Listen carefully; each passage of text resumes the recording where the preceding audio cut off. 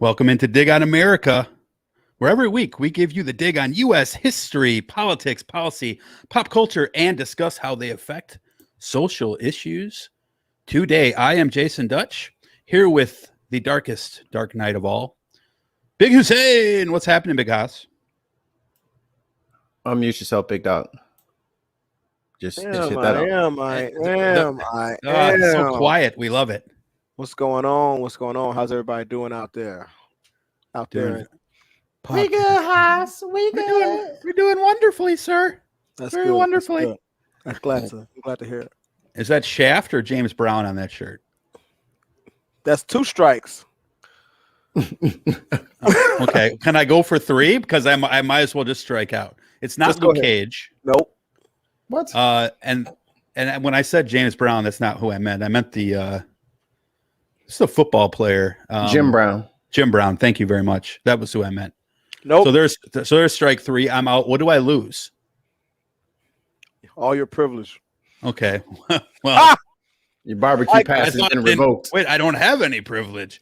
Oh. Also with me today. You want to know who it is? Hold on. For you. No, actually, you've ruined it for me. See? Your insults have ruined it for me. Oh, I want to know who it is. Tell me who it is, Haas. Black Dynamite. Dynamite. Dutch probably don't know who that is. But, Pootie Tang? See? Black Dynamite. That's what y'all get for putting y'all stuff out on cable. Black Dynamite. I am smiling. Very nice. I have no idea who that is. Should I? No, not necessarily, because Never mind. forget it. The Miss Black Awareness rally around the corner. That's why there's gonna be some fine women there. Mean girls. I'm just wondering if you're going to stay like Robert Downey Jr. in Tropic Thunder. Are you going to stay in character for the rest of the show? Is it going to trickle over until the DVD commentary comes out? I cannot talk like this when I'm talking about brother Fred Hampton. So I will go back to my Americanized accent for that reading. You gotta get your Chicago on. Before you do Fred Hampton, I want to give you some Fred Hampton real quick. I was thinking about putting this. When I was It's that Black Power. I found this a few days ago. Yeah. And I was like, you know what? Maybe we should replace Obi-Wan, as great as that snippet is, with this for Big Hoss. I have the pleasure now to introduce who I believe is one of the baddest motherfuckers in the world. You'll never find another badass motherfucker right here. Hey, and you know something? That epitomizes Fred Hampton's roots, because he is from none other than the great city of Maywood, Illinois. Oof. Born August 30th, 1948. He's from Maywood. He went to Proviso East High School. Oh, did he? Yes, he did. He was the Illinois chapter deputy chairman of the Black Panther Party. Okay. And he was a black activist and revolutionary socialist. He came to prominence in Chicago with the Illinois chapter of the Black Panther Party. And he was deputy chairman of the National Black Panther Party. He founded the Rainbow Coalition of Jesse Jackson fame. And he was the Rainbow Coalition initially included the Black Panthers, the Young Patriots, the Young Lord, and an alliance among major street gangs to help them end infighting and work for social change. Let me say that again. An alliance among major Chicago street gangs to help them end infighting and work for social change. So you can see why he was so dangerous. Yeah, he had to go. In 1967, he was identified by the FBI as a radical threat, because the greatest fear in a lot of people's minds is a united black people. The FBI tried to subvert his activities in Chicago sowing disinformation among Black progressive groups, and placing a counterintelligence operative in the local Panthers chapter. And that is the basis for the film Judas and the Black Messiah. In December 1969, Hampton was shot and killed in his bed during a pre-dawn raid. Guess who was next to him in his bed when he died in a hail of gunfire? His pregnant girlfriend, Deborah Johnson. Yep. So that's how bad they wanted to kill him. He was at his Chicago apartment.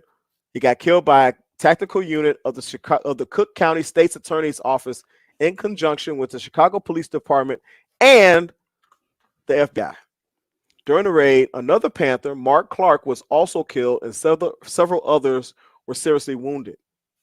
In January 1970, a coroner's jury held an inquest and ruled Hampton's and Clark's deaths to be justifiable homicides.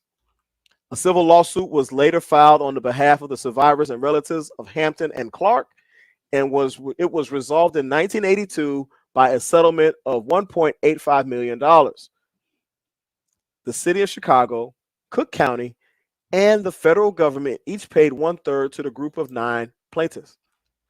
Given the revelations about the illegal COINTEL program set up by the FBI and documents associated with the killings, many scholars now consider Hampton's death an assassination. Let me say that again. See, I got this wine in me. Assassination. I said it very Trumpian the first assassination. Assassination under the FBI's initiative. Okay. Some coffee. Yeah, some coffee. So I wanted to read you to, kind of give you guys a little background on this guy because, the big thing for me was he was a powerful unifying force in the Black community. Okay, everybody from political activists and social activists down to gang leaders respected this man. Okay, because he came from the hood. They were willing to work and unify under him at his behest. And that's what deemed him so dangerous. And that's what got him killed. Because the last thing a lot of people wanted then, and even now want to see, is a united, marginalized community. Blacks, Latinos, LGBT, whatever. It is better for us to be fighting each other, even poor whites. It is better for us to be fighting each other than rising up against the establishment, which is holding us all down. And it's very interesting to see because Colin Kaepernick is nowhere near a Fred Hampton per se, right? But you see what happened to him, and even now, with his primary profession being taken away, everything he tries to do now, those that want to detract from him say, oh, he did all of that so he could do this. No, he's doing this because you took that away. Right. Guess what? If you had let the man kneel and listen to what he had to say and let him still play, he'd probably still be playing. So you actually created a better activist by trying to snuff him out.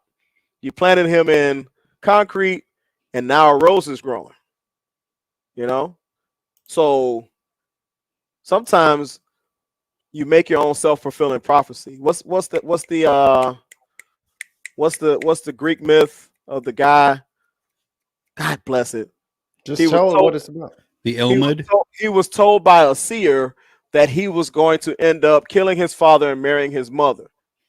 So he ran away. Oedipus. Perfect. Yeah. Thank you, Dutch. There you go. Great. Look at the big brain on Brad.